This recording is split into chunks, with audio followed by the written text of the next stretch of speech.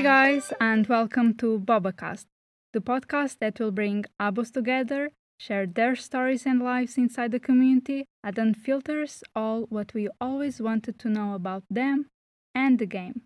Starting by introducing myself, my name is Inês. I'm originally from Portugal. I'm currently in the Netherlands, and I've been playing Abo for a long time. Well, I stopped last year, but I still do some research about the community and I write some articles about it. Now, I'll pass on to Nicholas, our second host. Thank you, Ines. So, I'm Niklas, head of content at Fusio, currently an official Finnish fan site, but with our new global version, we thought that now might be a good time to launch this podcast. This podcast is about discussing current matters, but also looking back on interesting topics from Habo's history with guests that were part of those moments. And so we have today with us here in the virtual studio, Josh and Elise from Australia. Hi, how are you? Thank you so much for having us. I'm so excited to be a part of the Fusio BobaCast, the first one ever. This is just such an honor. Like, I'm so excited to do this and so happy to be talking about real things and things that are in the community that need to be spoken about. So I'm just so thankful to Tommy and Inez and Nicholas and Elise and everyone that's a part of this, and Fusio and Habocolor, everyone, and all of the international fan sites. Yeah, no, I'm definitely excited to get some conversations happening that aren't usually what we hear. So yeah, let's get to it. So I'm Josh. You know me as Vado from .com. I've been playing Habo for about 15 years now, again with Inez, a very long time. That's more than half my life. I've been pretty influential in a lot of things on Habo. I mean, in some ways, in the game's history, like helping shape and build and create, empower the community with everything that, you know, we've created over the years, from, you know, fan sites to game ideas to change within the community. Like, you name it, on the game's history, I've most likely been a part of it in some way or another. Up until 2018, I stopped playing, same with Inez, but I'm back now, and I've got lovely Elise here with me. Hi. So my username on Habo.com is LC22. It is the worst username I've ever made, and I'm stuck with it because it's where I've made all my friends, and at this stage, I've decided the amount of effort it would take to create a new account, get everyone to add me, move all of my stuff over. It's just more effort than it's worth. So I've got this trashy username for Habo. I signed up in 2006, so if I think about it, there were probably much better usernames out there I could have had. Didn't think about that, but, you know, it's 15 years ago, and 15-year-old, well, I would have been younger than 15-year-old past me not having a bar of originality, apparently. I like it. No, I like it, Elise. I love your username. It doesn't mean anything. And everyone's like, oh, is it LC? Because it sounds like Elise and LC. Like, I'm like, no, it's just 2 random letters and 2 numbers because I thought that would be cool. So yeah, I've been playing for 15 years. I signed up in 2006, 2005. So... Same. Oh, it's a long time. You don't realise how long it is until you sort of stop and take stock of how long it's been. So, Josh and Elise, how did you guys meet? Did you guys work on projects together before? What's the connection between you? Yeah, so I think we met in .com. Josh is pretty well known, so I probably knew about him before I met him. But it's really hard because you meet so many people in Habo and on online communities, I can't always remember or pinpoint them. But I think there was like an artist on Habo.com who was really prominent and who made an avatar for Josh. And I think that's currently your Twitter avatar, is that correct? No. So it's not right now. So there was a beautiful artist back on Habo Australia by the name of Winter Tea, and she created this beautiful art for me of my Habo character, and it was before really anyone was creating that sort of art for Habo. Let me just throw that out there. But she created this beautiful character for me, and I made it my profile picture, and I edited the name out of her watermark out of it, and Elise messaged me randomly before we had met, and she was like, why did you do that? Well, you can't take the name out of it. I got so mad. I was like, no, I paid for it. It's fine. She was cool. So ever since then, I mean, you said, we've worked on projects. We've had multiple collaborations together. Elise and I just have a connection that it just fills my heart because I can't thank Elise enough. She really, is the best person, and we just work so well together. So we've done a lot of things together, a lot of things that are dear to my heart, and things for Habbo and things outside of Habbo. And we've even got, more stuff coming up this year and later this year and probably even next year. We just love working together. So I think we could start with you, Josh. You are, some would say that you're a bit of controversial as a person or as a character. Well, you are right. I would say that the character of Vado is a bit controversial. Most people see Vado as a troll or like an alien-like human that has no heart and, is severely messed up. I guess a little of that is true, but however, the persona, I've created from the beginning as a character, Vado, no one apart from a very select few know the real Josh under the silly game character, I would consider myself, and this is just me talking about myself, but I would consider myself a very kind-hearted person who cares deeply about everything I have interest in. And I've always given my 100% at no matter what I do. The truth is that we're all a little weird or messed up in some way, right? So weird as in unique or something that makes us different. So coming back to being controversial, I think that there's no simple way to put it. It's a character, I guess you could say. And that's all it really is. Like, I do think that, there's things that I've done throughout the character of Vado that is wrong and that I regret and that, I wish I never did. But most of the time, I consider myself a troll. So I feel like anything I do, I just, it's, to me, it's in a jokingly way. It's to make people laugh. And if anyone doesn't, listen or like what I do, that's fine. And if people do, that's fine too. But I do feel like there is this sort of reputation that I seem to have that's not a positive one, and that's okay. Not everyone's gonna have a positive opinion, but there are some that do have a positive opinion. So I don't know, like I do wish that I could change the perspective of people's mind about when they think about Vado, and hopefully I can achieve that one day. Yeah. Right, and Elise, while you aren't maybe as famous as... Yes, she is! No, let me interrupt. Yes, she is. She is famous.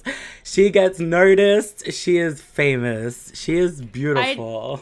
I would say that my fame is different. I don't have a persona that I've created on Habbo. I've tried to always be as open as I possibly can about who I am. Like, when I first joined, I had a fake name. I used to say to people, hey, my name's Kate. Who's Kate? And they'd say, hey, Kate, when I entered a room in Habbo. It didn't last very long because I'd be like, who are you talking to? They're like, you? No. I'm like, oh yeah, that was a lie, because apparently changing your name online is the way to stay safe. And over the years, I'm like, well, I can understand why people would have given that advice, but it just doesn't make it easy to be real and project the personality that I have in real life onto my online character, and it confused me. So I got rid of Kate. Elise came back full strong, and that's who I am. And I've always tried to be open about that, but through the collaborations I've done, that's where I've sort of built up a little bit of a name. So I've collaborated with Josh and Vado, and a lot of people come and recognize me from his music videos, and that's weird because I'm like, wait, really? You remember me? I'm not the person who released this. That's him.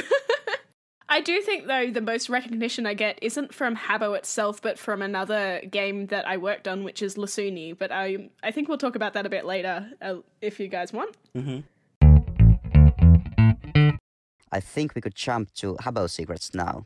Well, talking about Habbo Secrets, I mean, that was sort of the height of the persona of the character of Vado, right? That was when I reinvented fan sites. Me and my buddy Vengus, who I've known equally as long as Elise, he came to me and was like, I have this idea. And, fan sites back then, they were just the regular radio events. Occasionally you'd have a forum, yeah. But no one was really, at the time, in 2012 leading into 2013, Habbo, that was when I think that they got rid of a lot of their staff, and they made a lot of things automated, or a lot of things came out of fan sites. So me and Vengus noticed that. So we wanted to create something that allowed people, everybody, to get an award without having to do the work. We wanted everyone to be able to get it because a lot of people struggled to get it, or they didn't know how to play the game, or, you know, they just wanted an easy way to do it. So we made it. Just to clarify, we're talking about guides for the events, right? Yeah. We had the idea to post the guides to allow people to earn badges. And at the time, it was so controversial because no one did it. No one had done it. No, everyone, you know, the first sort of comments that were ever on the site was like, take this down right now. How dare you post something that, you know, this is reported, all these kind of things. And now every single fan site. I think that's really exciting because as a community grows, you have to grow with the community and scale with the community. And one of the things that Habbo did to try and do that was automate their events, but they left behind the explanations, the interface they had with players had with staff. So having a guide on a fan site, which would have been a free sort of bonus for Habbo, was great for them, but it's a shame that it was something that had to be really pushed for by, you know, a non-official member and an outsider, I guess, to the Habbo official team. I know you had the HS blackout. Tell us what led to it. So when we first opened in 2013, I think it was Valentine's Day, we just started growing as a community. I noticed that the community was growing and growing and growing, and that people really relied on this website and this complete reinvention of fan sites and what it meant to be a fan site. And because I was at Pääküplä, we got a list of, I pushed for us to get a short list of the new official fan sites, and Habbo Secrets wasn't on it. And I was surprised. I thought to myself, we are one of the most used sites in the whole community.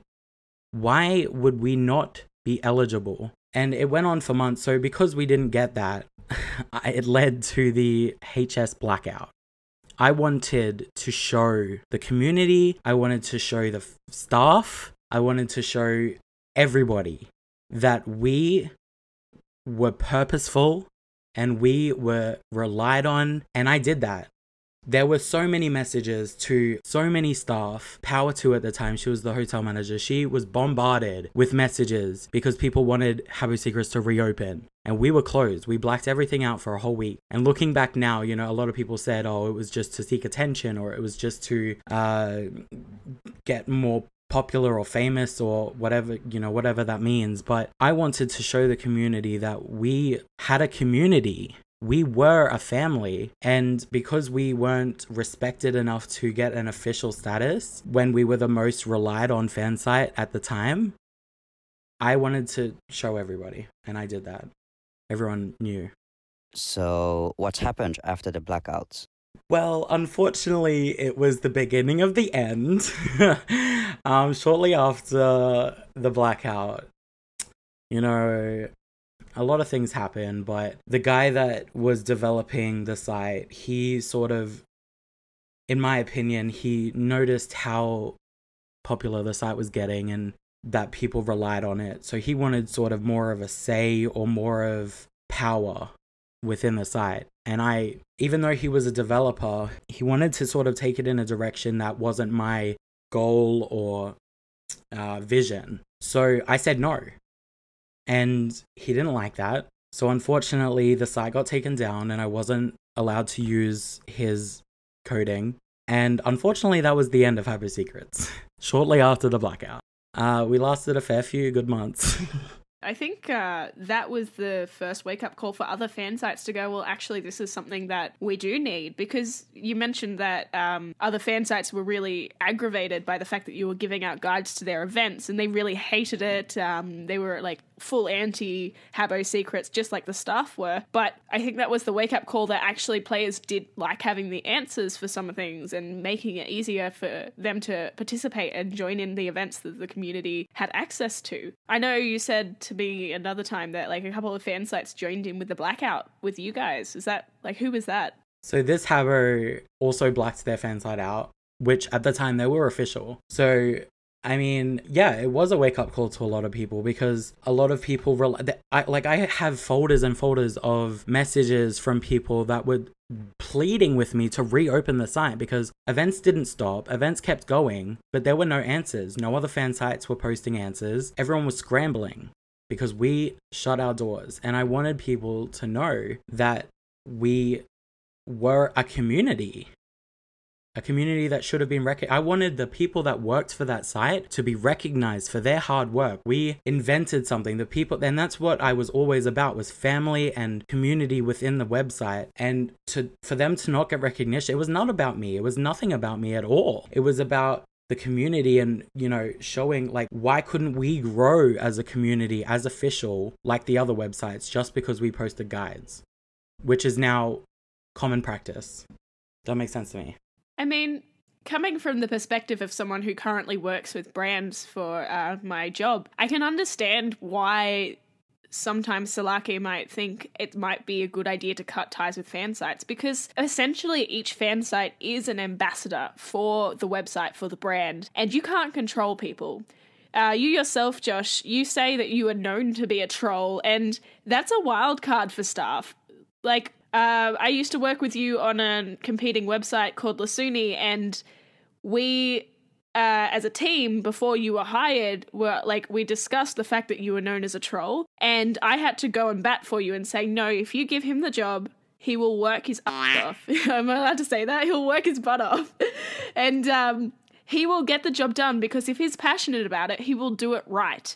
Yes, he may be known to be a troll, but he is actually able to have that work ethic that you need. But for people who don't have that one-on-one knowledge of knowing people, like especially for the Solaki Habbo staff, like they don't know each individual person on Habbo. They don't know how people are going to react, and they don't know how it's going to reflect on Habbo in the end. We've got a lot of backlash on .com in relation to the Black Lives Matters and how the Habbo ambassadors, official ambassadors, handled the moderation for that event. And that's unfortunate, but that's what happens. You rely on people and teenagers or young adults to do the job of someone who should be paid to do it, essentially, and you kind of have that wild card factor. So I can understand why they want to cut ties with fan sites at times, but I think it's a real waste of passion, of resources, and of love for the game. Like, each fan site is filled with people who love Habbo and want to do the best for Habbo and want to absolutely make the best thing they can possibly do, which at times can actually be better than a paid staff member on the team. I think the main thing that Habbo needs in general is just innovation. Innovation is so important because, you know, the last thing we really saw that was innovative at all was Wired, and that was 2010. It was 10 years ago. You know, all we see now is room bundles or badges, right? There's no innovation in the game in a way that brings something new to the players that they would like to see. In all these other games that you see that are wildly popular, you see updates and brand new things. And although we have seen some new things over the year, I'm not saying Wired was exactly the last thing, but it was the last game changer, as Elise said the other day to me. And I just think that that is what is missing, because there's nothing new, there's nothing exciting, there's nothing drawing people into the game. You know, a lot of users would answer that they need more staff, right? I don't think that this is it. I think that it's definitely innovation. They need to completely ditch the Hangout for Teens tag, shift the game to target young adults, and remarket the game so that casinos can be reintroduced, because that was really, you know, a hit to the community when that got taken away, I think in 2012. I don't think that the game needs like 10 staff to be within the community. You know, Solaki has shown this as an ineffective waste of resources, really. I mean, a solid development team should be implemented to focus on the revitalization of the game, to introduce new and exciting tasks for the gameplay, you know, just like Wired did in 2010. I mean, that's an interesting thought, though, because if you think about it, young adults have the money, which is what they want to make the game profitable, but they don't necessarily have the time. So I know I had a friend when I was a teenager who played Habbo, and her mum would buy her a Habbo card a month to keep her happy, and she would play the game constantly because you come home from school, you log on to Habbo, you hang out with your online friends. And I think as a online hangout for teens in a chat-based game where you just chat and build stuff, like that was a really effective thing. If you wanted to make Habbo for young adults, you'd have to shift the model, I think. You wouldn't create Habbo, you would create something else. And you would just rebrand it entirely. You don't want Hotel Hideaway either because that's not what the young adults want. They just want a nostalgic Habbo if you're going to do that. So in that case, you kind of shift away from what we have currently into a more of a even potentially a retro-based sort of idea, because that gives the older audience the freedom. The problem with that, though, is that you can't really promote it within Habbo. The moment you promote it within Habbo, you're exposing potentially 13-year-old kids to this idea of a game which is aimed at 18 plus, and you have so many other issues that would potentially arise from that. You don't want to open yourself to the lawsuit. Well, I just want to add to that though. I mean, with Mackleby rejoining the team, you know, it's looking more plausible for innovation because he was really one of the lead developers and he really did change a lot of things in the game. I do believe though that he was brought back on board to help them meet a deadline for Habbo 2020. I don't think that they were meeting a deadline. I think that they needed him, and personally, I do think that it is sort of a negative thing because I do think that a lot of things that we may take for granted on the game might become void or completely replaced, which for a lot of users is basic stuff like the follow tool or room boosting. I think that they're really trying to, you know, reinvent Habbo in a way that is going to change a lot of things. Mackleby and I we have issues too. He was responsible for things like the tax on Habbo credits. You know, if you buy a gold bar, it's 51 credits and you only get the 50. He was responsible for those kinds of things. So I think that although his return is going to be a good thing, I do think that, you know, he will make changes that won't necessarily be in favor of the community. I guess it's a fine line because they're trying to make a profit and maximize their profits and also figure out how far they can push it before the community quits. And if the community quits, if they can get new people in to replace that income. With the tax, I think that was actually more directed at people who interact with the black market to try and discourage them from doing that, or at least so that they could get something out of the fact that people are illegally passing coins across different accounts without the right to, essentially, because reselling of Habbo credits is illegal. According to the terms of service, we cannot do that. But the idea of that, though, is to encourage you to buy straight from the furniture shop. Because if you're buying straight from the shop, you're not taking the credits out and buying things which have already been purchased in the furniture shop in, you know, the personal Habbo shops, I guess. So that, in turn, becomes more profit for them, because once you buy that piece of furniture, sure, you might get some coins for it later, but it's more credits out of the ecosystem and into actual furniture, which is going to just be there.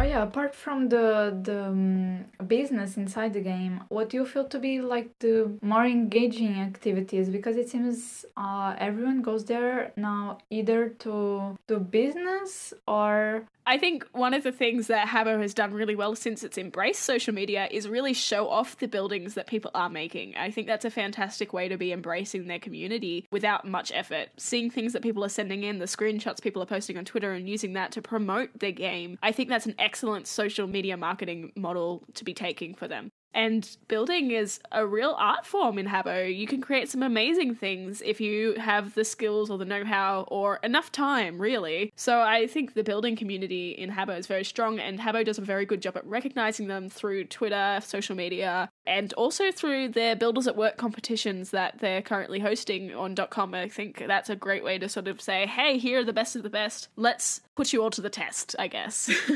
I agree, and I attribute a lot of that as well, and it's something I don't say often, but I really think that Polks helped showcase those kinds of things. He created his fan site, and it did help to acknowledge and recognize those creative builders, those ones that can spend time and have that vision to make beautiful, stunning rooms, and that's essentially the foundation of Habbo is rooms. And I think that Polks did a great job at helping, you know, to shed some light on those people, and I really commend him for pushing fan sites further and having that idea to, you know, be rewarded for the creativity that you can come up with just with some furniture, you know?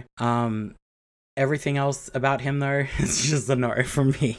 But yeah, he did a good job at, you know, having that idea. I think, though, the downside of the building community is it can be quite an isolating community. It is something you can do alone. You don't need people around to be making a room. You might want them around to chat to, but it is a very isolating task, whereas I think some of the other things going on around Habbo are much more communal based. You do want your friends to be doing it with you, and that's the game sort of scene, which is predominantly dominated by fan sites. I think fan sites are the quickest way to make friends on Habbo. You want to get part of a community really quickly and easily, join a fan site. I think that is a brilliant area for people who don't know how to make friends online as easily, to be able to bridge those gaps and make those connections. Then I guess you've got the trading community, as you mentioned, Inez, which I am somewhat on the fringes of personally at the moment, but I don't know how much I would say that they build deep relationships. It's all about profit. And I've met some great people through the trading community, but I can't say I've met a lot of people who want to be open and keep those long-lasting friendships going, because they just want to sell stuff, buy more stuff to sell stuff, and that's about it. They're not that interested in the long terms of friendship online. One of the communities I was really into when I first started Habbo was mazes, and that's changed drastically over the years, especially with the introduction of Wired. But that sort of brings in the building aspect with the skill of completing a task sort of thing. So it's a bit of a cross between building and games. And I always did it with a group of friends. We'd all go and attempt the same maze. And I've still got a lot of those friends. I think that was a really good community that I became part of when I first joined. What about you, Josh? I first started on fan sites as well, way back in the day. It was actually called Habbo Orange. Of all things it could be called, it was called Habbo Orange. And I was a DJ. I started out as a DJ. It was before my voice broke, so it sounded like this little girl DJing, and you know, it was fun. And then I eventually Are there worked any up. recordings of this? Oh, I wish. It was so long ago. But I met people. Yeah. No, I still know people from back in those times. And that's, you know, we really created this friendship for the last 10, 15 years. And then I worked my way up, I guess. I eventually wrote news articles, and then I was interested in graphics. So I did graphics, and then I became owners of stuff. Oh yeah, guys, is there within the Australian community, how is it difference in between .com? The community is different.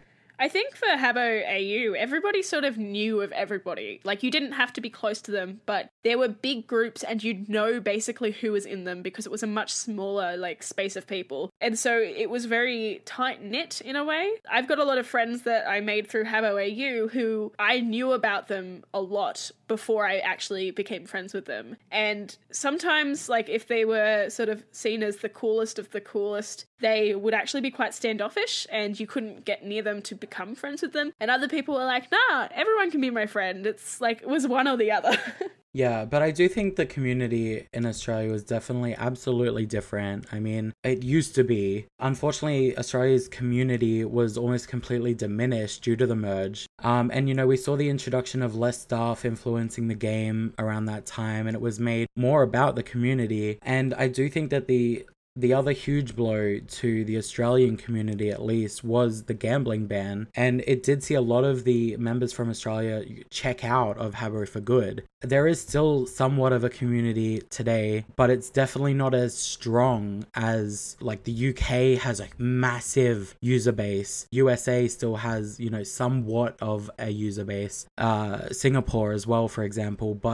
And same with international sites because they didn't merge. But unfortunately for Australia and New Zealand, our community diminished. That you don't see many Australian players from back in the day on, well, at least I don't anyways. I mean, I got sort of popular on Habbo Australia. I guess that's where I first started, dipped my toe in the whole famous sort of thing. I would make videos back in the day too, and people still know me for that.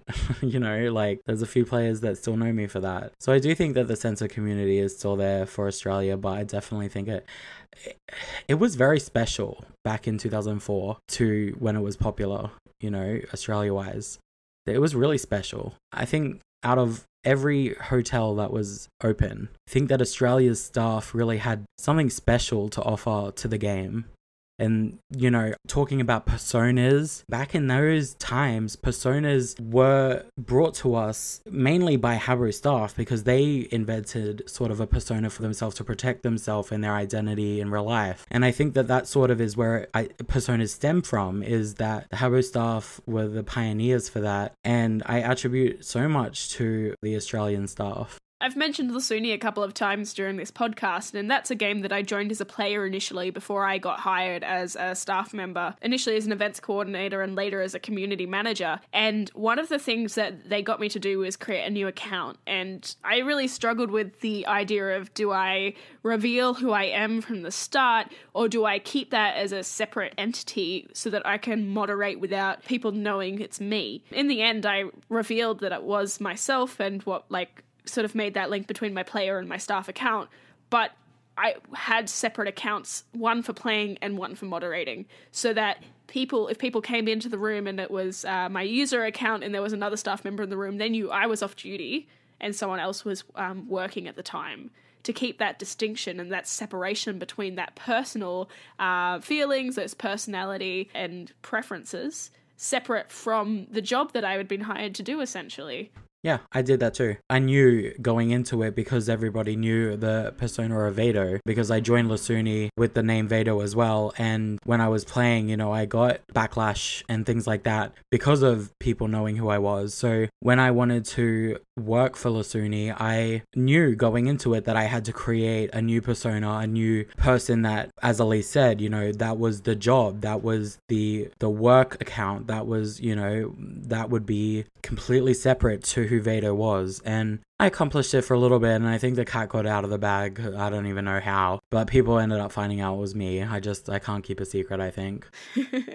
I think the biggest downside to having those separate accounts, though, is that people wanted to know the faces behind the usernames. They wanted to have that understanding because the process was clear that it was community members being recruited. And so by not revealing who you were, you kind of lost the trust of the community a little bit by having that secrecy. And it's interesting because it's a model being followed, which is similar to the model that Habbo used, except Habbo didn't recruit from the community, so they never had that issue of trying to keep that distinction between player versus staff member. Whereas because the Lasuni game was recruiting from the community, everybody knew everybody. It was a very small, tight-knit game, and you knew everyone in the community, and then suddenly there's a new staff member who's come out of the community. Who could it be? And people would make a game out of it. They'd take the initiative to try and figure out who it was. I know within a week of becoming an events coordinator on the game, I had people messaging my personal player account, spreading rumors about the staff member, waiting to see if I'd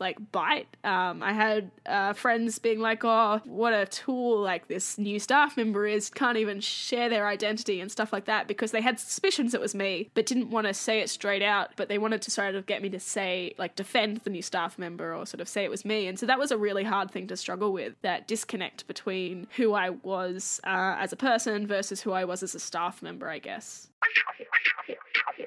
One of the things I really remember about habbo.com.au was the competitions, which weren't necessarily room building, but they were just, here's our theme, go for it and make something. Be creative. It really encouraged the creative community who had skills outside of what the technicalities of Habbo would allow to blossom. I know they had a lot of video comps and a lot of art comps, poster comps, and you could incorporate Habbo screenshots or Habbo rooms into those entries if you wanted to, but if you wanted to colour outside of the lines, that was absolutely welcomed. Winter T, who did the avatar that Josh used for a long time, is actually one of the people who inspired me to become a graphic designer today. It is the first sort of contact I had with, maybe I could do art as a thing. outside of, you know, just for fun, because she is also an accomplished graphic designer as well. I'm no longer keeping contact with her, but I was following her for a long time. Yeah, and honestly, I wish I spoke a different language. I wish I could be a part of the international fansite community. I just think that they're one of the most passionate, creative, loyal, beautiful communities, any other fansite community, bar.com. I just think that they have always pushed limits and always are doing just beautiful things, and I just wish I could speak a different language so I could be a part of those communities instead. I mean, take Fusio, for example. Beautiful. There's so many sites that I could mention that I've loved over the years and I've really looked at, and you know, because I looked at communities all around the world when I was creating for Habbo Secrets, and I loved it. I loved the different passions that the communities had internationally. My favorite international fan base for Habbo is the Brazilian community. Am I allowed to say that? Am I going to cause uproar? I just find that a lot of the Brazilian players that I meet are always so excited about the new things that are happening, and they're always willing to get on board with any changes that are made. Like, they might get a bit upset for a little bit and they'll be like, well, you know what, we're still here, we're still strong, and we're going to like represent, we will come out in full. And I'm very lucky that I used to work for Lusuni, because the Brazilian players were such a strong force there that I've been able to pick up little bits and pieces of Portuguese. Not enough to speak it, but enough to recognize it in chat and pick up basicness of what they're trying to say, and then go to Google Translate if I need to like fill in the gaps. But it's allowed me to create new friendships which aren't necessarily just from English speaking backgrounds through Habbo as well, because I can pick up who is speaking Portuguese and I can be like, hey, you look like you need some help. You don't have any friends who you can speak to in this room, and I'm going to help you out. And I think that's a really sweet thing to be able to do as well. I must say, it does break my heart when you go into a room of English speakers predominantly and someone else is speaking a different language and they're like, no, not in my room. This is not a space for your language. And that just makes me so sad that people aren't willing to welcome people from different backgrounds into their world. So if you had the opportunity to chat with someone from Sulake, what would you ask or suggest? Innovation. Innovation. Where is the innovation? I just think that there's nothing of anything these days. I mean, it's all of the same. It's room bundle after room bundle. They rely too much on fan sites to create the content for them, which I think is great, but it's not nearly, I mean, they had millions of users at one point. What happened? There was a milestone where it just started decreasing. You know, why haven't they looked at that? Why haven't they tried to rebuild that user base? What are they doing wrong? And if anything, community. It's all about community. Community breaks or makes a game. I just wish that they would innovate again, because they used to innovate every week. I guess for me, I look at some of the other games that are quite popular that people use for socializing as well as playing games like Fortnite, for example. That's a really popular game in the space. I'd be looking at what we are lacking on Habbo compared to games like Fortnite. Why does Fortnite have the popularity which is exceedingly exploding and Habbo is not? And then I'd try and bridge that gap. Because you've got the community down pat. I think in terms of there are people who want to come together and want to play the game. So how can you make it something which they will enjoy more and bring their friends into? I think a better comparison, at least, would be Habbo versus Peak. When Peak RP opened, and I hate to sort of talk about retros and whatever, but they're a thing, so we might as well talk about it. I think that Peak really changed the fundamental base of Habbo and what it means to play that game. They completely flipped it, and they changed it into an RP that was innovative and interactive and was something new and different, and it had levels or whatever 2020 is doing. They do development on it every other week, you know, they bring something new to the table, whereas Habbo just relies on the same old basis of fan site content, events, done. I totally forgot about the roleplay community on Habbo, but yeah, for those who don't know, Peak brings in a completely different role-playing model compared to what you can do on Habbo, because on Habbo it's all about typing to, picks up a cat and throws the cat at someone. Like, obviously that's not happening. Whereas Peak combines that role-playing element and actually does that in actions and stuff.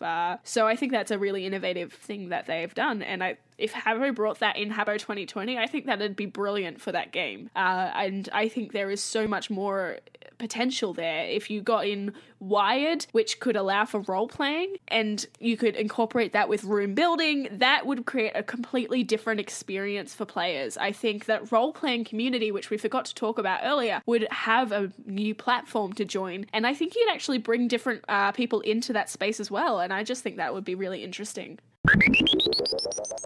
So, guys, now that we are wrapping up, do you have any final thoughts or anything to add?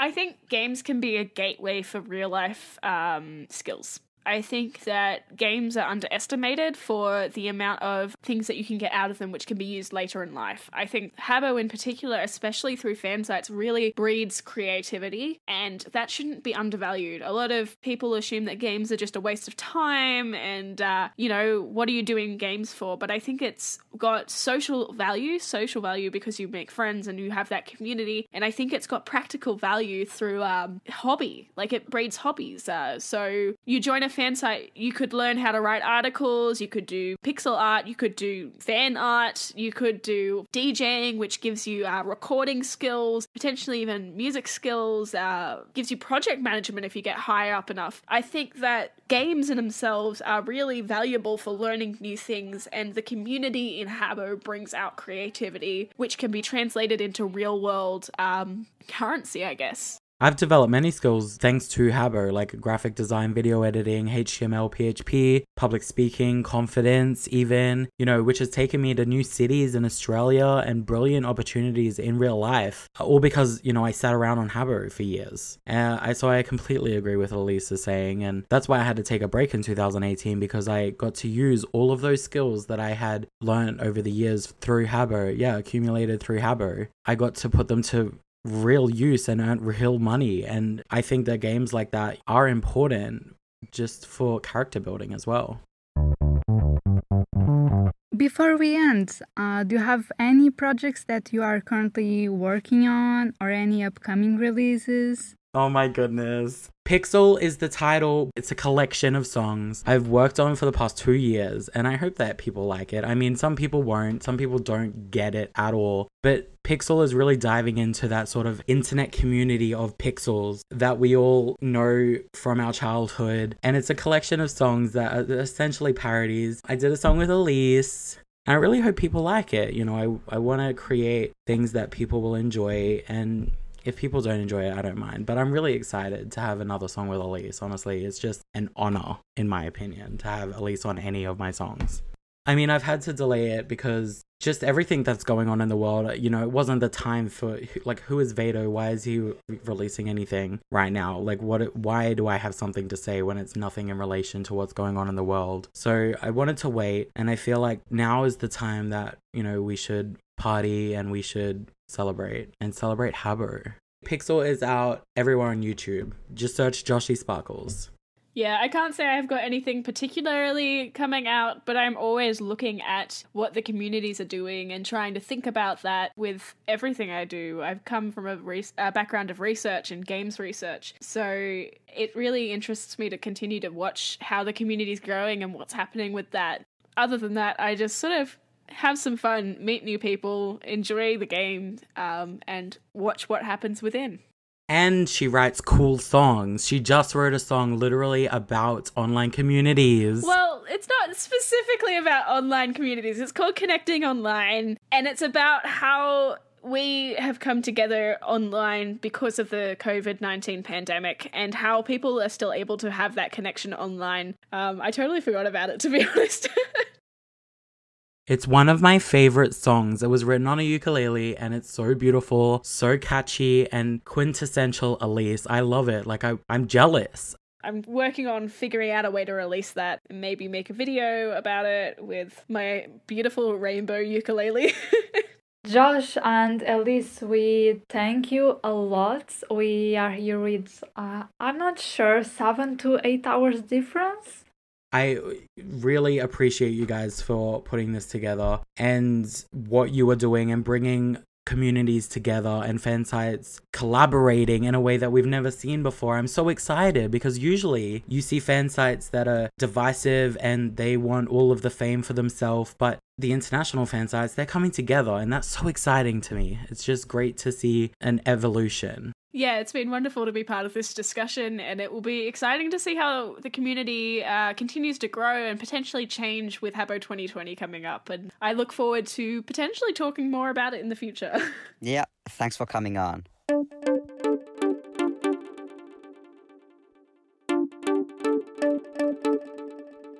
Thank you to our guests, our listeners, and we hope you have enjoyed the episode. You'll find all the links of what we've discussed during the show on the show notes.